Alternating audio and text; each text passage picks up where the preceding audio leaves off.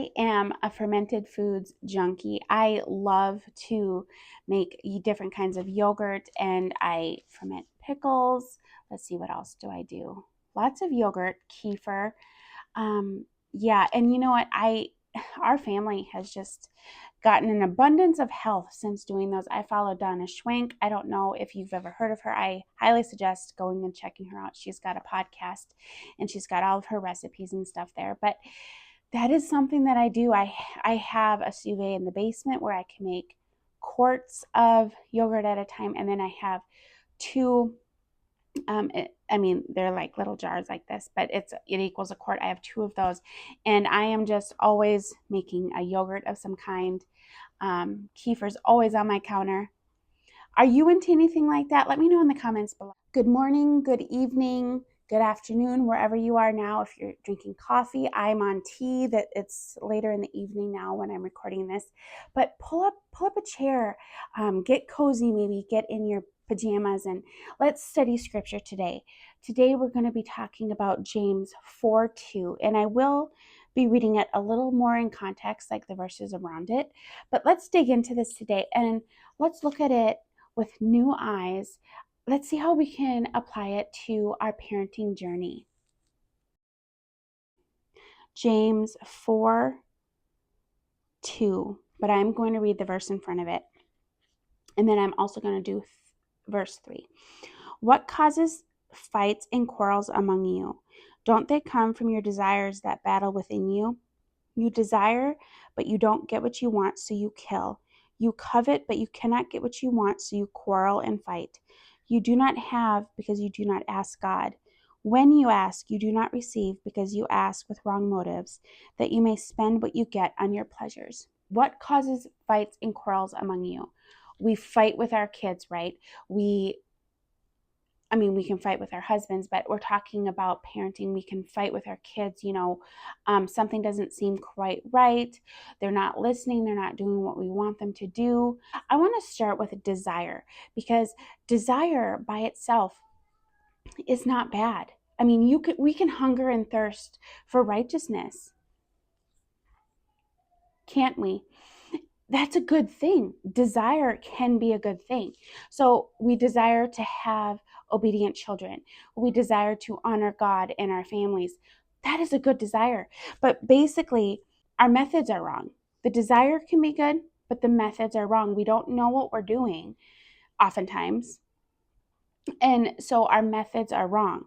So you kill. Well, a lot of us are not. We're not going around killing people, but what did Jesus say? He upped it when he said, if you hate, you are committing murder. So, do we have hate in our heart towards the situation, towards even our children? It's like there's a lot of parents who really sometimes can struggle with that. Like, I love my child, but I really don't like them. And let's just be honest. I don't know that we'd come out and say hate, but that's murder in God's eyes. You covet, but you cannot get what you want. Now, coveting, do not covet. That's one of the 10 commandments. Commandment number 10, do not covet. And so these are like really grievous sins that we're doing. And it all starts with a desire. Again, 2 Corinthians 10:5, we're supposed to take thoughts captive, right? So the desire is good, but then we just maybe rationalize in our head what we should do. Maybe we're conforming to the pattern of this world, Romans 12:2, and we're not taking those thoughts captive. And so that desire in our flesh, I don't know. Let me know your thoughts below on this. But we desire, and I don't think we know what to do.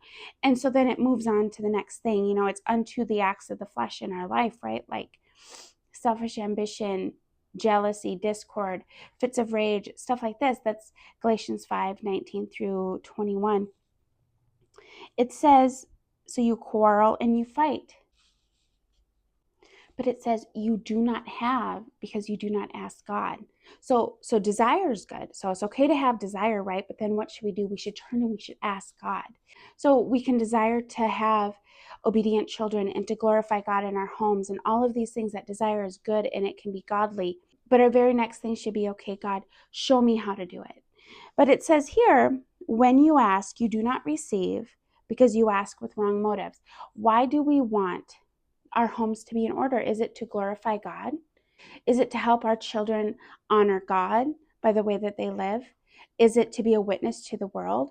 Or do we just want them to behave to make our lives better? You know, you're influencing my life and you're upsetting me, and I don't like yelling, and I don't like you not listening to what I tell you to do. And so, I mean, let's be honest. I mean, those are things I have felt. I hope I'm not alone in feeling that way. So we need to check our motives, right? Like, I mean, the desire can be good. We can desire and still have wrong motives. I mean, so maybe we should start with motives and be like, okay, why do I want an obedient child? Why do I want a home that's in order? Like, I want to glorify God. And then, I mean, that is so closely related to desire, right? Like, it's like, well, I want a home that honors God. I want to be a witness to the world and to those around me. Now we're getting into desire. And I don't know, it's just helpful to ask those questions, to start with motive, because you ask with wrong motives that you may spend what you get on your pleasures. There is a wrong way to get a good thing. Like, for example, I talk so often about marriage, but marriage, and I mean, it's just a blueprint. We can follow the same kind of blueprint. You know, like, one of the things I realized in my marriage is that I was desiring good things from my husband, but then I was doing ungodly things to get a good result. And, you know, that is still not the way. I mean, there's a way to do things and there's a way not to do things. And, you know, quarreling and fighting, that's not after God's kingdom. Maybe I'll take a drink of my tea. Like I've said before, I mean, my kids don't even need to be around, and my stuff is still gets cold. It's just, I think it's just in us, you know, to like let it sit. I don't know, maybe I'm the only one. If you've gotten one or two things out of this video today, consider liking and subscribing. Leave me a comment so we can connect. And until next time, bye for now.